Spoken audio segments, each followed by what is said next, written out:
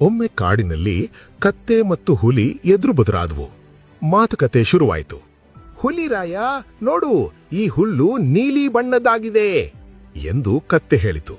ಆಗ ಹುಲಿ, ನಿನಗೇನು ಹುಚ್ಚ, ಕಣ್ಣು ಕಾಣ್ತಿಲ್ವಾ? ಹುಲ್ಲು ಹಸಿರು ಬಣ್ಣದ್ದು. ಇಲ್ಲ, ಅದು ನೀಲಿ ಅಂದ್ರೆ ನೀಲಿ ಅಷ್ಟೇ ಎಂದು ಕತ್ತೆ ತನ್ನ ವಾದ ಮುಂದುವರಿಸಿತು. ಇಬ್ಬರ ವಾದವೂ ಜೋರಾಯಿತು. ಯಾರು ಸರಿ ಎಂದು ತೀರ್ಮಾನಿಸಲು ಇಬ್ಬರು ಕಾಡಿನ ರಾಜನಾದ ಸಿಂಹದ ಬಳಿ ಹೋದರು. ಅವರು ಸಿಂಹದ ಹತ್ತಿರ ತಲುಪುವ ಮುನ್ನವೇ ಕತ್ತೆ ದೂರದಿಂದಲೇ ಕೂಗಲು ಶುರು ಮಾಡಿತು.